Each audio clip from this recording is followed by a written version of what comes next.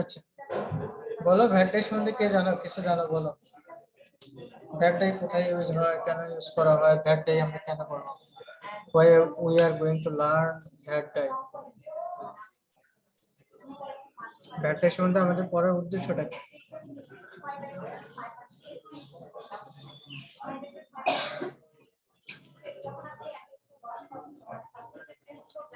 Response নাই কেন? VAT die নাম শুনছো কেউ? ভ্যাট ডাই নাম শুনছো কেউ? জি স্যার, ব্যাড ডাই নাম শুনছি তো স্যার। আচ্ছা, ভ্যাট ডাই দিয়ে কি করে? ভ্যাট ডাই দিয়ে কি করে? ভাই কথা বলো, ইন্টারাকশন হোক, সমস্যা কি? কথা বলো, মানে ডাই ভুল ভ্রান্তি যাই হোক, ওটা সমস্যা নেই তো। আমরা তো এখানে শেখার জন্য আসছি। আসসালামু জি স্যার। আলাইকুম। ওয়ালাইকুম আসসালাম। কেমন আছেন স্যার? আচ্ছা, আলহামদুলিল্লাহ। আর করোনা আসতেছে না স্যার। ক্লাস শুরু হয়ে গেছে, ক্লাসে মনোযোগ দাও। হ্যাঁ, জি জি স্যার। স্যার। আচ্ছা। ভ্যাট ডাই আমরা কি করি? ভ্যাট ডাই দিয়ে আমরা কাপড় রং করি, তাই তো? আমাদের উদ্দেশ্য হচ্ছে রং করা। ভ্যাট ডাই সাধারণত কোথায় কোন কাপড় রং করার জন্য বেশি ইউজ করা হয়?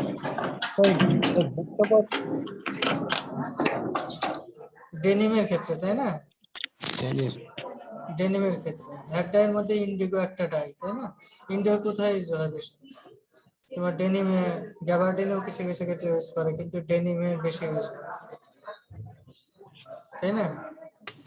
তো ভ্যাট ডাইটা আমরা ইউজ করতেছি ডেনিম ডাইং এর ক্ষেত্রে। এটা ইন্ডিগো টাইপের ডাই। ইন্ডিগো হচ্ছে ন্যাচারাল, ফার্স্ট ন্যাচারাল ডাই ছিল। ভ্যাট ডাইয়ের ক্লাসের মধ্যে ইন্ডিগো হচ্ছে first natural dye. Indigo collected from the natural sources like as indigo ভেরাটিংটোরিয়া নামক এক ধরনের গাছ। এই গাছের পাতা, ওই নীল চাষ নাম শুনছিল তোমরা? নীল চাষ, ব্রিটিশদের নীল চাষ। জি স্যার, শুনেছি স্যার। ওই সময় কিন্তু ইংল্যান্ডে যে শিল্প বিপ্লবটা শুরু হয়, সেই শিল্প বিপ্লবের প্রথম দিকে এটা হচ্ছে সারা উপমহাদেশে ছড়িয়ে পড়ে নীল চাষ। তো ইন্ডিগো হচ্ছে নীল, নীল এবং ইন্ডিগো একই। এটা ন্যাচারাল সোর্স থেকে কালেক্ট করা হতো। আর এই তো ভ্যাট ভ্যাট ডাইয়ের একটা ক্লাসিফিকেশন হচ্ছে ইন্ডিগো ডাই, আদার্স। বর্তমানে যে ইন্ডিগো তোমরা প্র্যাকটিক্যালি ইউজ করতেছো ফিল্ডে, এগুলো সবই হচ্ছে সিনথেটিক ইন্ডিগো। ন্যাচারাল ইন্ডিগোটা আর ওইভাবে ইউজ হয় না।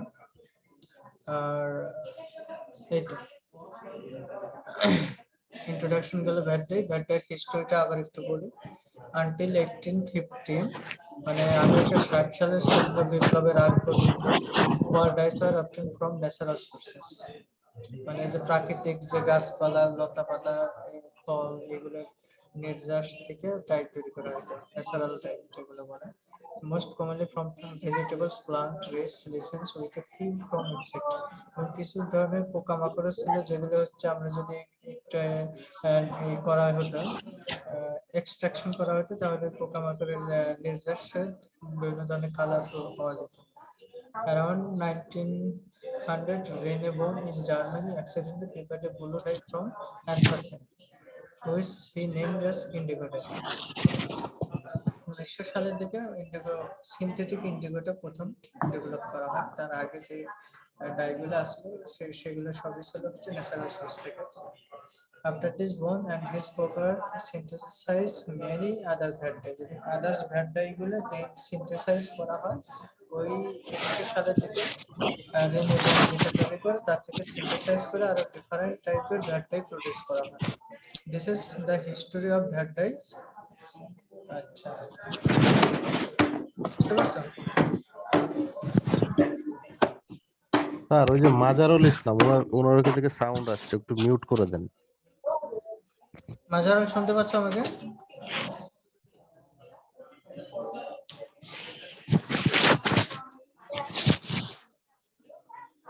মাঝারুলকে শুনতে পাচ্ছ?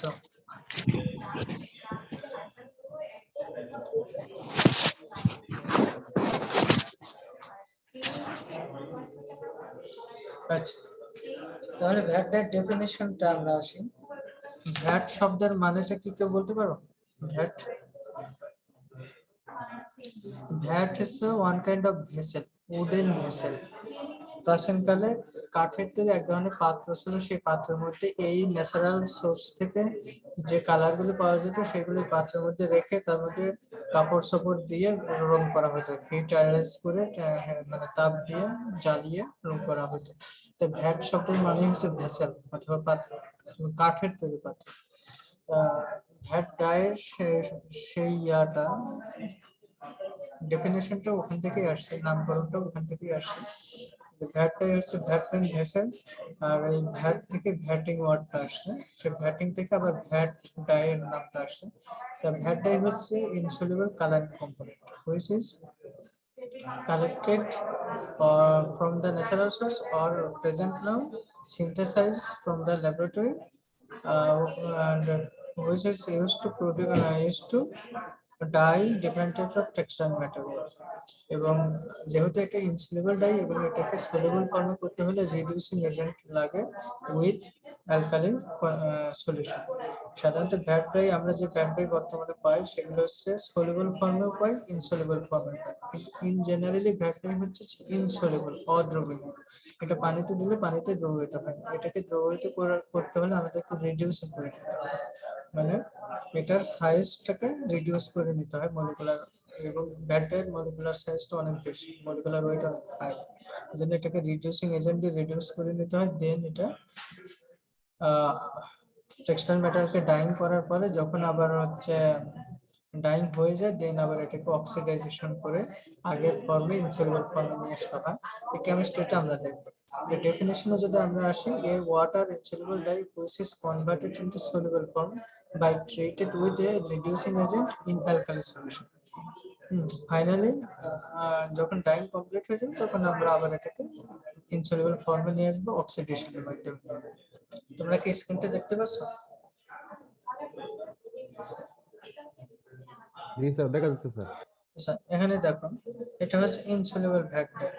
এই যে ডট ডট গুলো দেখতেছেন এগুলো ডাইস মলিকুল। এটা যখন এই পানিতে, আমরা পানিতে দিয়েছি ফ্যাট ডাইটা দেওয়ার পর সেটা এইভাবে আসে, এটাকে সলিউবল ফর্মে নিয়ে আসলে, নিয়ে আসার জন্য এটাকে রিডিউসিং এজেন্ট দিয়ে রিডিউস করতে হয়। দেন যখন এটা টেক্সটাইল মেটাল ডাইং হয়ে যায়, ডাইং হওয়ার পরে তখন এটার কালার ফুটে ওঠে, কালার হয়, এবং রিডিউসিং স্টেজে কালারলেস থাকে, কালারলেস থাকে। এবং যখন এটা টেক্সটাইল মেটাল ডাইং করার পর যদি আবার বাতাসে নিয়ে আসা যায় তাহলে সাথে সাথে কি হয়, কালারটা ফুটে ওঠে ম্যাজিক কালারের মতো, অ্যাজোইক কালার অথবা ম্যাজিক কালার। কিন্তু প্রথম অবস্থায় কালার থাকে, সেই ইনসলিউবল ভ্যাটটাই কালার পাউডার ফর্মে হতে পারে, পেস্ট ফর্মে হতে পারে। সেটাকে যখন আমরা কি করতে পারি, পানিতে দেবো, তখন সেটা হচ্ছে পানিতে সাসপেনশন অবস্থা থাকে, দ্রবীভূত হবে না। কিন্তু ওর ভিতরে যদি আমরা রিডিউসিং এজেন্ট দিই এবং অ্যালকালি দিই, কাস্টিক সোডা দিই, তখন এটা কি হয়, আস্তে আস্তে কালারলেস হয়, হালকা ইয়েলোইশ কালারের মতো হয়। হ্যাঁ, তার মানে ওর যে ব্লু কালারটা ছিল সেই কালারটা আর থাকে না, হালকা কালার, মানে কালারলেস হয়ে যায়। এরপরে তখন আমরা টেক্সটাইল ম্যাটেরিয়াল দিয়ে যখন ডাইং করে, ডাইং হয়ে যায়, হওয়ার পরে যখন ওই টেক্সটাইল ম্যাটেরিয়ালটা আমরা বাতাসের সংস্পর্শে অথবা অক্সিডেশন এজেন্ট দিই, অক্সিডাইজিং এজেন্ট দিই, তখন ওটা অটোমেটিকলি কালার ফুটে ওঠে, ডার্ক ব্লু কালার টাইপের হয়ে যায়। তাহলে এটা আমরা দেখবো পরবর্তীতে। আমরা ডেফিনেশন করলাম, এখন আসি why they call vat dyes. এটাও আমি বলেছি, ইন্ট্রোডাকশনে বলেছি এটাকে কেন ভ্যাট ডাই বলা হয়েছে। The name vat was derived from the large wooden vessel, which is কাঠের তৈরি বড় একটা পাত্র, from which vat dyes are first applied. Vat dye means dyeing in a bucket and vat for coloration textile material. মানে যেটা এই যে একটা এরকম একটা পাত্র থাকতো কাঠের তৈরি, সেটাতেই এই ডাই এবং টেক্সটাইল ম্যাটেরিয়াল অ্যাপ্লাই করা হতো।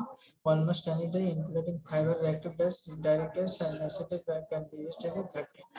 এই ভ্যাটের মধ্যে, এই পাত্রের মধ্যে আমরা বিভিন্ন ধরনের ডাইও ইউজ করতে পারি, কিন্তু ভ্যাট ডাই হিসেবে আমরা যেটাকে জানি চিনি সেগুলো হচ্ছে বর্তমানে সিনথেসাইজ স্টেজে আছে, এবং প্রিভিয়াসলি এটা ন্যাচারাল সোর্স থেকে কালেক্ট করা হতো।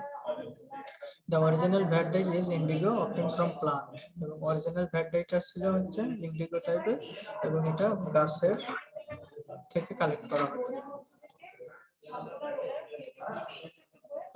Redox reaction takes place in this process. Indigo is an example of this dye class. It changes from yellow to green.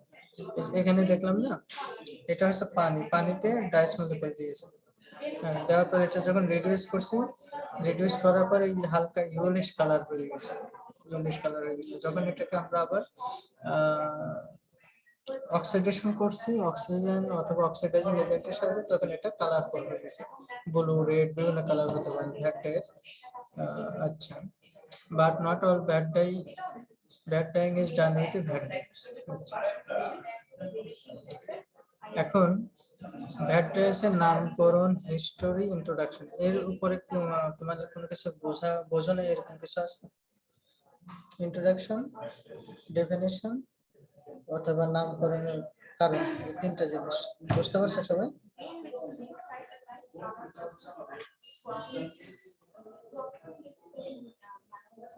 বুঝতে পারছো?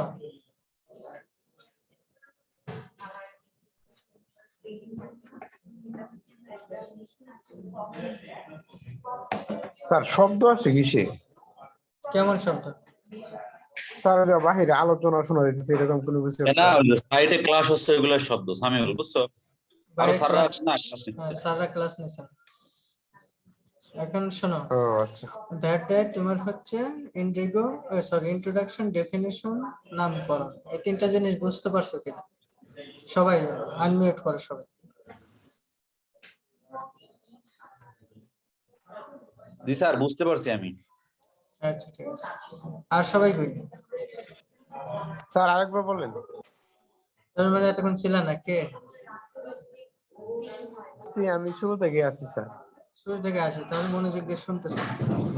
ভ্যাট ডাইকে ভ্যাট ডাই বলার কারণ হচ্ছে তোমার এক সময় প্রাচীনকালে একটা পাত্র, কাঠের তৈরি পাত্র ইউজ করা হতো। সেই পাত্রের মধ্যে ন্যাচারাল সোর্স থেকে ডাই, যেমন পাতা, লতা পাতা থেকে, নীল গাছ থেকে, বিভিন্ন ধরনের গাছ থেকে রং কালেক্ট করে সেটা ওই ভ্যাট নামক পাত্রে ভেতরে দিয়ে কাপড় রং করা হতো। সেই থেকে এই ধরনের ডাইগুলোর নাম করা হয়েছে ভ্যাট ডাই। বুঝতে পারছো? আর যদি আমরা জি স্যার। ডেফিনেশন বলি, সংজ্ঞা বলি, তাহলে ভ্যাট ডাইকে বলা যায় vat dye is a insoluble vat dye. This term derived from the word vatting অথবা vat, which is one kind of wooden vessel. আচ্ছা, this type of dye is insoluble in water. When we want to apply to the textile material, we must convert the insoluble dye into soluble dye. মানে অদ্রবণীয় ডাইকে আমাদের soluble die করে নিতে হবে। আর soluble করতে হলে আমাদের কি করতে হবে? রিডিউসিং এজেন্ট দিয়ে অ্যালকালি অথবা কাস্টিক সুগার উপস্থিতিতে এটাকে রিডিউস করে নিতে হবে। দেন এটা সলিউবল ফর্মে হবে অথবা দ্রবীভূত হবে পানিতে, এরপর আমরা ডাই করব। ক্লিয়ার? Introduction clear? জি sir. General properties of vat dyes, এতক্ষণ যা পড়লাম এর থেকে আমরা প্রপার্টিস কিছু পাই, যেমন ইনসলিবল ইন ওয়াটার, মানে পানিতে দ্রবীভূত হয় না। কিন্তু বর্তমানে প্র্যাকটিক্যালি যারা ভ্যাট ডাই ম্যানুফ্যাকচারার আছেন, ওনারা কি করছেন? ভ্যাট ডাইকে সলিউবল ফর্মেই বাজারজাত করে। কি বললাম? বর্তমানে ভ্যাট ডাই সলিউবল ফর্মেই বাজারজাত করে, বাজারে অ্যাভেলেবল পাওয়া যায় সলিউবল ফর্মে। বুঝতে পারছো? জি sir. cannot be used directly for dyeing, এটা সরাসরি ডাইং করার জন্য ইউজ করা যায় না, কারণ এটা সলিউবল ফর্মে নিয়ে আসতে হয়, তারপর এটা ডাইং করা যায়। আর can be converted to water soluble form, একই কথা, possess affinity to cellulosic fibre. এটা যেমন সেলুলোজিক ম্যাটেরিয়াল কটন আছে, কটনের প্রতি ডাইরেক্ট অ্যাফিনিটি আছে। ইনভলভস টু স্টেপ, প্রথম স্টেপ হচ্ছে এটাকে সলিউবল ফর্মে নিয়ে আসা, acidic leuco weak acidic leuco ফর্মে নিয়ে আসা, দেন এটাকে রিডিউসিং করা, রিডিউসিং করে দেন এটাকে আবার ডাইং করে আবার অক্সিডেশন করা, এই কয়েকটা step. Salt formation by sodium hydroxide, এই যে ভ্যাট ডাইটা প্রোডিউস করছে এটা হচ্ছে অ্যালকালি সহযোগী হচ্ছে। আমরা যত রিডিউসিং এজেন্ট দিই, যদি অ্যালকালি না দিই, তাহলে সেক্ষেত্রে সলিউবল কালারলেস সলিউবল ফর্মে আসবে। আচ্ছা, এটা দেখো, reduction of vat dye. Reduction বোঝো তো নাকি? Sir. Oxidizing agent, reducing agent ডিপ্লোমাতে পড়ছো না? জি স্যার। অক্সিডাইজিং এজেন্ট অক্সিডেশন করে, জারণ করে, রিডাকশন বিজারণ করে। হাইড্রোজেনের সংযোগ ঘটা হচ্ছে রিডাকশনে, আর অক্সিডেশন হচ্ছে অক্সিজেনের সংযোগ ঘটা। এগুলো তো পড়ছো 9, 10 এ পড়ছো, ডিপ্লোমা পড়ছো, এখন বিএসসি তে কেমিস্ট্রিতে পড়তেছো, তাই না? তো এই স্যার। জিনিসগুলো তোমাদের জানা জিনিস, যদি ভুলে যাও সেক্ষেত্রে আবার একটু প্র্যাকটিস করো। Reducing property of sodium hydrosulphide, যেমন প্রথমে আমাদের কি করতে হবে, রিডিউসিং এজেন্টের হিসেবে আমরা হাইড্রোসোডিয়াম হাইড্রোডাইথায়োনাইড অথবা হাইড্রোসালফাইড অথবা হাইড্রোস ইউজ করব। তোমরা হাইড্রোসের নাম শুনছো না, বাজারে হাইড্রোস আছে, হাইড্রোস, জি স্যার, হাইড্রোসিনি স্যার। হাইড্রোস অথবা সোডিয়াম হাইড্রোস ডাইথায়োনাইড, হ্যাঁ রাইট, সোডিয়াম ডাইথায়োনাইড অথবা সোডিয়াম হাইড্রোসালফাইড অথবা হাইড্রোস, যে নামে ডাকে না কেন, তার স্ট্রাকচারটা হচ্ছে এটি Na2H2O4। দেখতেছো স্ক্রিন? জি স্যার। আচ্ছা, Na2H2O4, এটা এই রিডিউসিং এজেন্টটা আমরা নেব, এই সরি এই হাইড্রোসটা নেব, নেওয়ার পরে আমরা যখন পানিতে দেব, একটা পাত্র নিচে পাত্রতে পানি দিচ্ছি, নেওয়ার পরে সেই হাইড্রোসটা দিচ্ছি, দেওয়ার পর সেখানে কি হবে, রিডিউসিং এজেন্ট প্রডিউস হবে। এখানে দেখো এই রিঅ্যাকশন কি হচ্ছে, সোডিয়াম বাইসালফাইড প্রডিউস হয়েছে, পাশাপাশি এই হাইড্রোজেন আয়ন, হাইড্রোজেনটা প্রডিউস হচ্ছে। এই হাইড্রোজেনটি হচ্ছে রিডিউসিং এজেন্ট। রিডিউসিং অনেকগুলো এজেন্ট আছে, তার মধ্যে হাইড্রোজেন একটা। এই হাইড্রোজেনটা কি করবে, আমাদের ডাইমলিকুলটাকে লিউকো উইকলি অ্যাসিটিক ফর্মে নিয়ে আসবে। লিউকো উইকলি অ্যাসিটিক ফর্ম জিনিসটাকে আমি একটু পরে বলতেছি। তাহলে তোমরা একটা পাত্র নিয়েছো, সেই পাত্রের মধ্যে হাইড্রোজ দিছো, হাইড্রোজ দিলে সেখানে অটোমেটিক কি হচ্ছে, পানির সাথে বিক্রিয়া করে হাইড্রোজটা রিডিউসিং এজেন্ট প্রডিউস করছে, তৈরি করছে। এখন কি করবো, ওই পাত্রের মধ্যে তুমি হচ্ছে ভ্যাট ডাই দিবা, যে ভ্যাট ডাইতে পানিতে দ্রবীভূত হয় না, অদ্রবীয়, সেই ভ্যাট ডাইটা দিবা। দেওয়ার পরে সেখানে কি হয়, ওই হাইড্রোজেন রিডিউস ইনসলুবল ভ্যাট ডাইয়ের সাথে বিক্রিয়া করে ইনসলুবল লিউকো অ্যাসিডিক ফর্মে চলে আসে, কালারলেস। এটার সাথে যখন আবার অ্যালকালি বিক্রিয়া করবে, তখন হচ্ছে সলিউবল লিউকো অ্যাসিডিক ফর্মে চলে আসে। এটা হচ্ছে ভ্যাট ডাইয়ের স্ট্রাকচার। ভ্যাট ডাইয়ের স্ট্রাকচার দেখো, এখানে কার্বনের সাথে অক্সিজেন আছে, আর নাইট্রোজেন অ্যামাইনো গ্রুপ আছে। এটা হচ্ছে একটা ভ্যাট ডাইয়ের স্ট্রাকচার, বুঝতে পারছো? দেখতেছো কিনা? জি স্যার, দেখতেছি। এটা হচ্ছে ভ্যাট ডাইয়ের স্ট্রাকচার, যেটা পানিতে অদ্রবীয়। ওইটা এই ডাইটা তুমি নিছো কোথায়, যে এই পাত্রের মধ্যে, যে পাত্রে হাইড্রোজ দিছো, দেওয়ার পরে কিছুক্ষণ পরে তুমি এই ডাইটা দিছো, দেওয়ার পরে দেখো এই যে এখানে যে হাইড্রোজেনটা আছে না, সেই হাইড্রোজেনটা এখানে যে রিডিউস করতেছে, জাস্ট এই যে কার্বন অক্সিজেনের বন্ডটা ভেঙে এখানে জাস্ট হচ্ছে এখানে যুক্ত হচ্ছে, এই জায়গায় অক্সিজেনের সাথে যুক্ত হচ্ছে এই হাইড্রোজেনটা। এভাবে জাস্ট এই যে পোরশনটা হচ্ছে এরকম একটা স্ট্রাকচার হচ্ছে, এই অদ্রবীয় ডাইটা এই পর্যায়ে চলে আসছে। এবং এই ক্ষেত্রেও হচ্ছে এটা অদ্রবীয়, পানিতে অদ্রবীয়, কিন্তু এটা হচ্ছে লিউকো ফর্মে আসছে, যেটা হচ্ছে একই সাথে অক্সিডেশন এবং রিডাকশন দুইটার স্টেজের মাঝখানে আছে, দুর্বল একটা ফর্মে আছে। এখন এই পাত্রের, যে পাত্রে তুমি হাইড্রোজ নিয়েছিলে, সেখানে তুমি ভ্যাট ডাইটা দিলা, দেওয়ার পরে সেটা ভ্যাট ডাইয়ের সাথে রিডিউসিং এজেন্ট বিক্রিয়া করে এই ফর্মে চলে আসলো ডাইমলিকুল। এখন এইখানে তুমি কি করলা, সোডিয়াম হাইড্রোক্সাইড NaOH এটা যুক্ত করে দিলা, অ্যাড করলা। তখন এই সোডিয়াম হাইড্রোক্সাইড কি করবে, এই যে এই ইনসলিউবল ডাইসের স্ট্রাকচার যেখানে হাইড্রোজেন যুক্ত হয়েছিল, সেখান থেকে হাইড্রোজেনকে রিপ্লেস করে সোডিয়াম এখানে ঢুকবে, ঠিক আছে? সোডিয়াম ঢুকে এই স্টেজে এই ফর্মে চলে আসবে, এবং এই অবস্থায় এই ভ্যাট ডাই মলিকিউলটা পানিতে দ্রবীভূত হবে। এটাকে বলে leuco weakly acidic leuco form soluble form. এটাই হচ্ছে ভ্যাট ডাইয়ের সলিউবল ফর্ম, পানিতে দ্রবীভূত হয় এই স্টেজে এসে। কথা কি বুঝতে পারছো? বুঝতে পারছো নাকি? আবার বলবো যদি না বুঝো। একবার রিপিট করেন একটু স্যার। আচ্ছা, তোমরা একটা পাত্র নিছো, সাপোজ তোমার সামনে একটা গ্লাস নিছো, ধরো, শুনতেছো সবাই? জি স্যার। আচ্ছা, গ্লাসে পানি নিছো, জি স্যার। আচ্ছা, এখন একটু হাইড্রোস নিছো, জি স্যার। নিয়ে নাড়াচাড়া করছে কিছুক্ষণ। জি আচ্ছা, সেখানে হাইড্রোজেনটা দ্রবীভূত হয়ে গেছে, কিন্তু দ্রবীভূত হয়ে কি কারণে কি হয়েছে সেই জিনিসটাই যে NaH সোডিয়াম বাইসালফাইড হয়েছে। আর পাশাপাশি আরেকটা হয়েছে রিডিউসিং এজেন্ট হাইড্রোজেন প্রোডিউস হয়েছে, বুঝছে? জি স্যার। ওটা আমরা খালি চোখে দেখতেছি না, ভেতরে হয়েছে। আচ্ছা, এখন তোমার পাশে রাখা আছে একটা পাত্র, দেখো একটা প্যাকেটে দেখো আছে হচ্ছে ভ্যাট, যেটা পানিতে দ্রবীভূত হয়, বুঝছো? বুঝছো? জি স্যার। আচ্ছা, এখন সেই ভ্যাটটা ওই গ্লাসের মধ্যে দিবে, দেওয়ার পর নাড়াচাড়া করবে। তখন ওই যে হাইড্রোজেনটা তৈরি হয়েছিল রিডিউসিং এজেন্ট, ওই ব্যাটা কি করবে, এই ভ্যাটটার সাথে রিঅ্যাকশন করবে। রিঅ্যাকশন করে কি করবে, এই যে ভ্যাটটার স্ট্রাকচার না, যেখানে কার্বন অক্সিজেনের ডাবল বন্ড ছিল, এখানে একটা বন্ড ভেঙে দিয়ে এখান থেকে কি করবে, হাইড্রোজেনটা এখানে রিপ্লেস হবে, এবং এখানে জাস্ট এই নতুন একটা ফরমেশন হবে ভ্যাটটার, সেটা হচ্ছে রিডিউসিং টাইপের, মানে এটা দুর্বল টাইপের, যেটা সহজে পানিতে দ্রবীভূত হবে এই পর্যায়ে আছে। এখন আর দ্রবীভূত না, কিন্তু দ্রবীভূত হবে এই পর্যায়ে আছে, ঠিক আছে? মানে তুমি গ্লাসে পানি নিছো, পানি নিয়ে হাইড্রোজ দিছো, হাইড্রোজ দেওয়ার পর নাড়াচাড়া করে ডাই দিছো, ঠিক আছে? ব্যাড ডাই, যেটা পানিতে দ্রবীভূত হয় না, কিন্তু দিছো। দেওয়ার পর তোমার কিছুক্ষণ পর দেখলা যে কি হলো, ডাইটা এই স্টেজে আছে, এই পর্যায়ে আছে।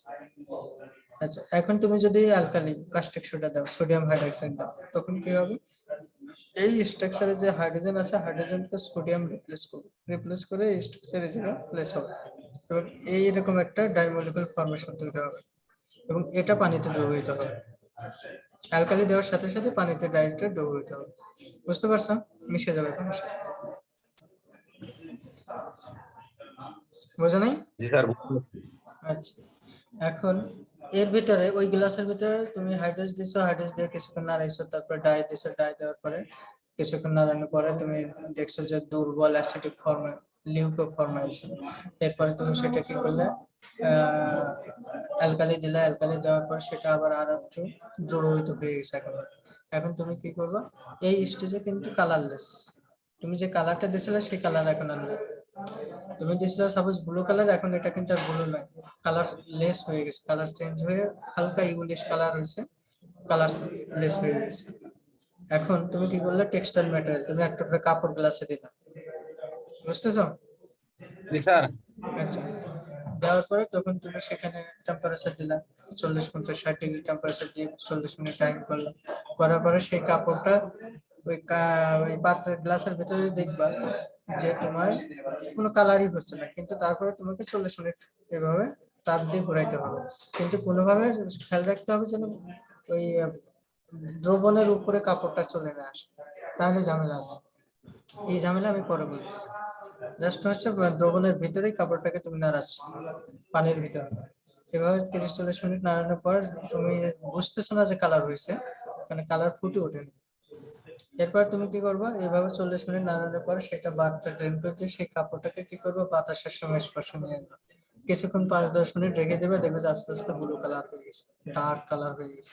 কালারটা কি হয়েছে, বাতাসে যে অক্সিজেন আছে না, সেই অক্সিজেনের সংস্পর্শে আবার অক্সিডেশন হয়ে আগের কালারে চলে আসছে, অদ্রবণীয় কালারে চলে আসছে। এটা হচ্ছে ভ্যাট ডাইয়ের টোটাল কেমিস্ট্রি।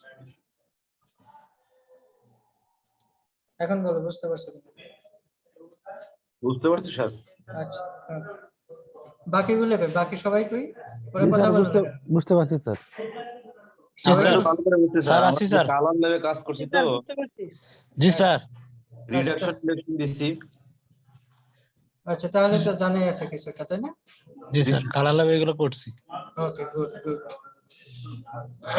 আচ্ছা, রিডাকশন অফ ভ্যাট ডাই, যে এখানে আরেকটা স্ট্রাকচার দেওয়া আছে, ওয়াটার ইনসoluble রিডিউসিং এজেন্ট, ওয়াটার ইনসoluble হাইড্রোজেন কি রিডিউসিং এজেন্ট দেওয়ার পরে এরকম হচ্ছে, আবার যখন অ্যালকালি দিচ্ছি তখন একদম পুরোপুরি সলিউবল ফর্মে চলে আসতেছে।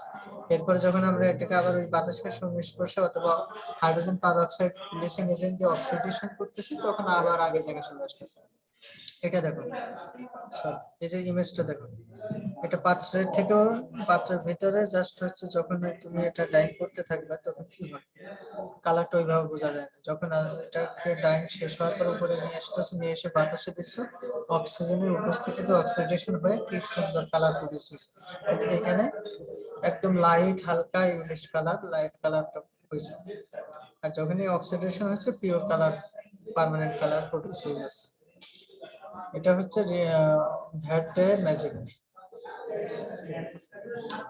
আচ্ছা, কেমিক্যাল ক্লাসিফিকেশন অফ ভ্যাট, এটা হচ্ছে দুইটা সিস্টেমের উপর ভিত্তি করে আমরা ক্লাসিফাই করতে পারি। একটা হচ্ছে ইন্ডিগোয়েট ডেরিভেটিভস, আর আছে আরেকটা হচ্ছে অ্যান্থ্রাকুইনন ডেরিভেটিভস। এটা জাস্ট হচ্ছে কেমিক্যাল কনস্টিটিউশনের উপর ভিত্তি করে আমরা দুইভাবে ক্লাসিফাই করতে পারি। আর আরো আছে যেমন ইন্ডিগোয়েটের এবং অ্যান্থ্রাকুইনন, এটার প্রপার্টিসটি দেওয়া আছে এখানে। যেমন ইন্ডিগোয়েট হলে হচ্ছে অ্যাফিনিটিটা কম থাকে, ফাস্টনেস প্রপার্টিস কম থাকে, আর অ্যান্থ্রাকুইনন হলে হচ্ছে এটার হচ্ছে অ্যাফিনিটি বেশি থাকে, আর কমপ্লেক্স স্ট্রাকচার তৈরি করা ফাইবারের সাথে, যেটার কারণে হচ্ছে ফাস্টনেস প্রপার্টিস ভালো পাওয়া যায়।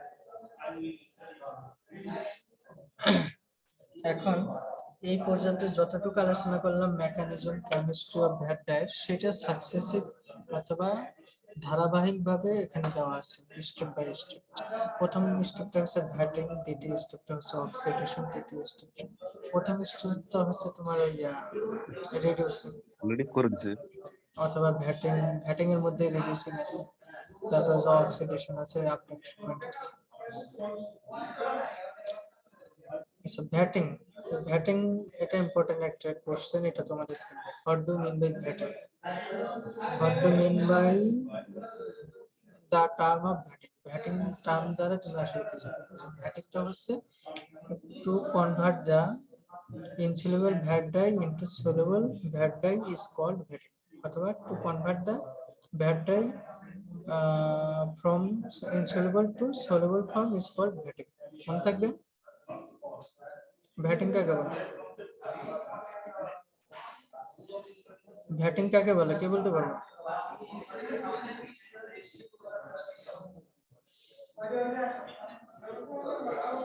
সংজ্ঞাটা পারতাম স্যার, ভুলে গেছি স্যার। আমি এতক্ষণ কি বললাম? এটা আমার কথা শোনোই না, বোঝাও না। তারপর আমার কথা যে বুঝতেছে না, এটা তো তোমাকে ডিসকাস করতে হবে যে আপনার কথা আমি বুঝি না, এটা বলতে হবে। সাইড নয়েজ হচ্ছে তো স্যার, ওই জন্য কথা মানে সবগুলা ক্লিয়ার বুঝতে পারি না স্যার। আচ্ছা, তাহলে সেটা তো আমাকে বলবো। এখন ক্লিয়ার? জি স্যার, পারফেক্ট স্যার। ভ্যাটিং কাকে বলে ইম্পর্টেন্ট একটা question. What do you know about the term of vatic? What do you mean by vatic? Vatic দ্বারা কি বোঝো? Vatic হচ্ছে to convert the insoluble VAT dye into soluble form is called vatic, অথবা insoluble VAT dye কে soluble ফর্মে নিয়ে আসাটাকেই ভ্যাটিং বলে। বুঝতে পারছো? ইনসলিবল এর বাংলা হচ্ছে অদ্রবণীয়। জি স্যার, বুঝতে পারছি স্যার। অদ্রবণীয়, পানিতে সহজে দ্রবীভূত হয় না। অদ্রবণীয় ভ্যাট ডাইকে দ্রবীভূত করার জন্য যে প্রসেস, সেই প্রসেসটার নামই হচ্ছে ভ্যাটিং। আচ্ছা, সোডিয়াম হাইড্রোসালফাইড অথবা সোডিয়াম ডাইথায়োনাইট, হাইড্রোস অথবা সোডিয়াম হাইড্রোসালফাইড, যেটাই হোক আমরা এটাই ইউজ করি হচ্ছে রিডিউসিং এজেন্ট হিসেবে। সলুবল থেকে ইনসলুবল থেকে সলুবল ফর্মে আনার জন্য আমরা এই কেমিক্যালটা ইউজ করি। এর সাথে আরো একটা কেমিক্যাল ইউজ করি, সেটা হচ্ছে কাস্টিক সোডা অথবা সোডিয়াম হাইড্রোক্সাইড, যেটাকে আমরা অ্যালকালিও বলি। বুঝতে পারছো?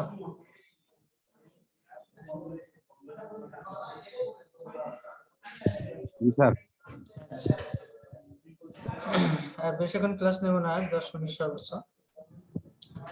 তাহলে প্রথম হচ্ছে আমরা দেখলাম ভ্যাটিং, দ্বিতীয়টা হচ্ছে oxidation. Oxidation is after absorption by the fiber, the dye in its soluble liquid form is converted to the original pigment by oxidation. ওই যে দেখাইলাম না একটা ছবি, সেখানে হচ্ছে ডাইং শেষে সে কালারটা বা পারফেক্ট কালারটা প্রডিউস হচ্ছে না, তখন এটা কি করতেছে? বাতাসের সংস্পর্শে নিয়ে আসতে হচ্ছে, অথবা বিভিন্ন অক্সিডাইজিং এজেন্ট যেমন হাইড্রোজেন পারঅক্সাইড হতে পারে, বিভিন্ন ধরনের অক্সিডাইজিং এজেন্ট আছে, সেগুলো আমরা ইউজ করে কেমিক্যালি ওই বাতের মধ্যে দিয়ে আমরা কি করতে পারি, পারফেক্ট কালারটা প্রডিউস করতে পারি। অথবা বাতাসের সংস্পর্শে যদি আমরা কাপড় অথবা এই সুতাটাকে ঝুলায় রাখি, তাহলে আস্তে আস্তে অক্সিজেনের উপস্থিতিতে অক্সিডেশন হয়ে পিওর কালার প্রডিউস হবে। আচ্ছা, this process is carried out in the course of water treatment by addition of oxidant such as hydrogen peroxide. এই যে হাইড্রোজেন পারঅক্সাইড ব্লিচিং এজেন্ট আছে না, সেটা দিয়েও আমরা অক্সিডেশনটা করতে পারি। আচ্ছা, এরপর আছে আফটার ট্রিটমেন্ট। ভ্যাট ডাইং এর ক্ষেত্রে যেহেতু প্রসেসের ক্ষেত্রে যদি কোনো কারণে ফ্যাব্রিকটা বাতাসের সংস্পর্শে আসে অথবা অক্সিজেনের সংস্পর্শে আসে, তাহলে ওই ডাইস মলিকিউলগুলো যদি ফ্যাব্রিকের সারফেসে থাকে, ফ্যাব্রিকের সারফেসেই অদ্রবণীয় হয়ে যায়, সেটার ভিতরে প্রবেশ করে। এই জন্য হচ্ছে এটার জন্য কি করতে হয়, ওই ডাইসগুলো ফ্যাব্রিকের সারফেস থেকে রিমুভ করে দেওয়ার জন্য আমাদের ওয়াশিং রিনজিং প্রসেস অ্যাপ্লাই করতে হয়। আফটার ট্রিটমেন্টের জন্য আমরা ডিটারজেন্ট দিয়ে বয়লিং টেম্পারেচারে আমরা ওয়াশ করি, হট ওয়াশ, কোল্ড ওয়াশ করি। Classification according to the affinity for fiber. Vat dyeing condition can vary widely in terms of temperature and the amount of salt. Yes, vat dyeing এর ক্ষেত্রে আমরা salt use করি। সল্টটা কি করে, die penetration অথবা accelerator ক্ষেত্রে সাহায্য করে থাকে, যেটা রিঅ্যাক্টিভ আদার্স লেভেল অফ ফাইবারের ক্ষেত্রে সল্টের যেরকম কাজ এখানে অনেকটা সেম।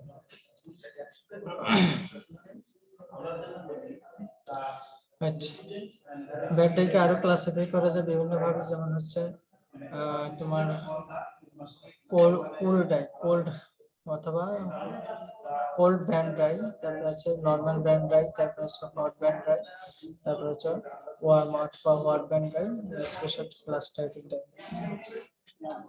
এইভাবে আমরা ক্লাসিফাই করতে পারি। এখানে দেওয়া আছে দেখো, আইকে ডাইস ইন্টারথ্রেন ক্ষেত্রে তারা cold have low affinity, they are dyed at 20 থেকে 30 degree centigrade temperature and require little alkaline salt to increase dyeing absorption.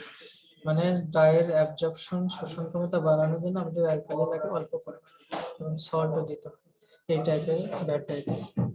R worm মানে হট ব্লেন্ডার গুলোর ক্ষেত্রে আমাদের টেম্পারেচার 40-45 ডিগ্রি লাগে, এবং অ্যালকালি এবং সল্টের পরিমাণ একটু অ্যালকালির পরিমাণ বেশি লাগে, সল্ট লাগে। এরপরে হচ্ছে তোমার নরমাল ডাইসের ক্ষেত্রে এগুলো হাইলি সেনসিটিভ হয়ে থাকে এবং টেম্পারেচারটা অনেক কি বলে 60 ডিগ্রি সেন্টিগ্রেড টেম্পারেচার লাগে, অনেক বেশি অ্যালকালি লাগে, কিন্তু সল্ট লাগে না।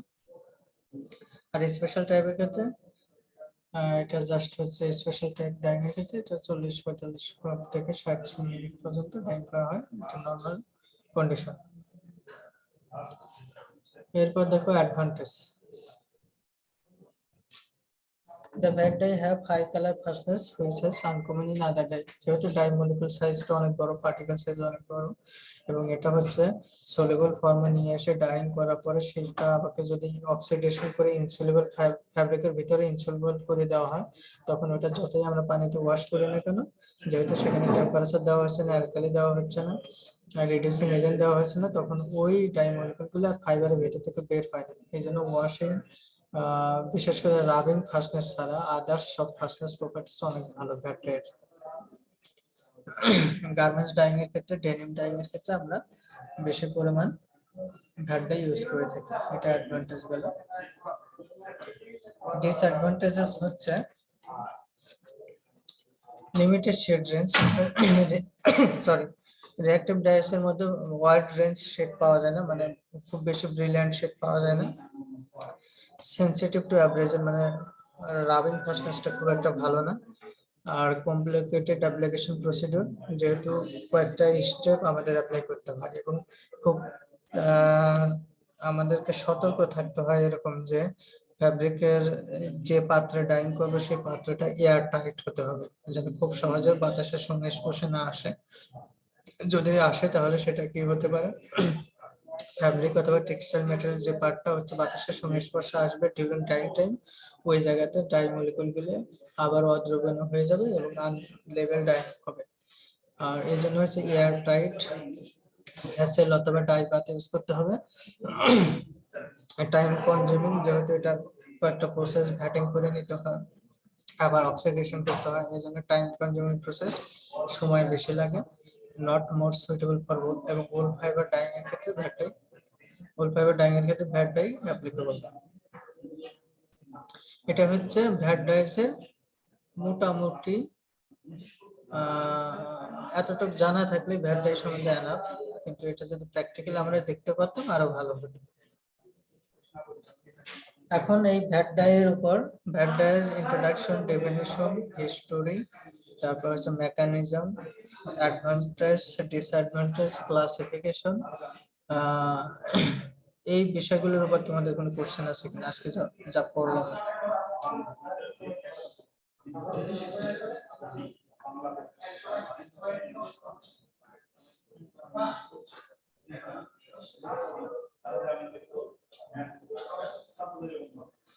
কোশ্চেন আছে? কোনো কোশ্চেন আছে? Question sir? না স্যার, কোশ্চেন নাই, বুঝতে পারছো সব? সব স্যার আর একটু নিজে নিজে পড়লে আর একটু বুঝতে পারবো স্যার।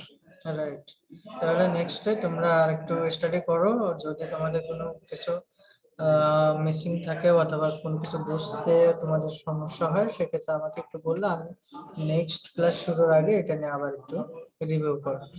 আর তোমাদের জন্য আরেকটা ইনফরমেশন হচ্ছে, তোমাদের নেক্সট মান্থের হয়তো ফার্স্ট অথবা সেকেন্ড উইকে পরীক্ষা, ফাইনাল পরীক্ষা শুরু হয়ে যাবে। এটা স্যার পরীক্ষা নাকি 18 তারিখ হবে মার্চে শুনলাম। না, 18 তারিখে ওটা স্পেসিফিক ডেট দিয়েছে কিনা আমি জানি না, আমার কাছে যে নোটিশটা আসছে এরকম 3 থেকে 18 তারিখের মধ্যেই হবে, বুঝতে পারছো? ও আচ্ছা আচ্ছা 3 তারিখ থেকে 18 তারিখ, 3রা মার্চ থেকে 18 মার্চের মধ্যে হওয়ার কথা। এবং এর আগে তোমাদের যত ডিউ আছে সেই ডিউ গুলো তোমরা ক্লিয়ার করে দাও, এবং জি স্যার। পেমেন্টের এইসব কারণ, পেমেন্ট ক্লিয়ার না থাকলেও হয়তো তোমরা অ্যাডমিট কার্ডও পাবে না, এক্সাম দিতেও পারবে না, সেক্ষেত্রে জরিমানা হবে যাবে, অনেক ঝামেলা আছে। স্যার এটা পিডিএফটা স্যার গ্রুপে দিয়ে দিন। এই লেকচার শিট, হ্যাঁ কালকে দেবো, আজকে আমার একটু, আজকে আর পারবো না মনে হয়, কালকে দেবো আর কি। Okay sir. স্যার আমাদের এক্সামটা কি অনলাইনে হবে নাকি? Depend on corona, depend on the government closing decision অথবা ওপেনিং ডিসিশন। যদি গভর্নমেন্ট 20-21 তারিখের পরে তোমার খুলে দেয় তাহলে তো তোমাদের ফিজিক্যালি দিতে হবে, আর যদি না হয় তাহলে তোমাদের অনলাইন, যদি আবার ছুটিটা এক্সটেনশন করে তাহলে তো তোমরা অনলাইনে সুযোগটা পাচ্ছ। ঠিক আছে জি স্যার। আচ্ছা, তাহলে এই পর্যন্তই। আর তোমরা তাহলে নিজেরা ওইভাবে কাউন্সিলিং করে টাকা পয়সার টিউব গুলো এটা স্যারদের সাথে কথা বলে এটা ক্লিয়ার করতে থাকো, পরীক্ষার প্রিপারেশন নিতে থাকো। আর কালকে একজন আমাকে একটু নক করে যাতে আমি গ্রুপে এই লেকচার শিট গুলো দিয়ে দিতে পারি, ঠিক আছে? একটু মনে করে রিমাইন্ডার দিই। আচ্ছা ঠিক আছে, জি আর কোনো আসসালামু কোশ্চেন? আলাইকুম। ওয়ালাইকুম আসসালাম। ঠিক আছে, হ্যাঁ, আল্লাহ হাফেজ। স্যার আমার ওই আইডি নাম্বারটা শো করতেছে না স্যার, আমি সেট করছিলাম। কি আলমাহিন? জি স্যার। তুমি যে এডিট করতে হবে, এডিট অপশনে যে, আমি তো এডিট অপশন সবার জন্য অন করে দিয়েছি, যারা করেছে তারা তো দেখতেই অনেকে করে। আচ্ছা, ছবিগুলোর সাথে যোগাযোগ করে হচ্ছে অ্যাটেন্ডেন্স শিটটা আমাকে পাঠিয়ে দিও, আমি ওই অনুযায়ী হচ্ছে কালকে অ্যাটেন্ডেন্স শিটটা জমা দিয়ে দেবো আর কি। জি ঠিক আছে, হ্যাঁ? আসসালামু আলাইকুম।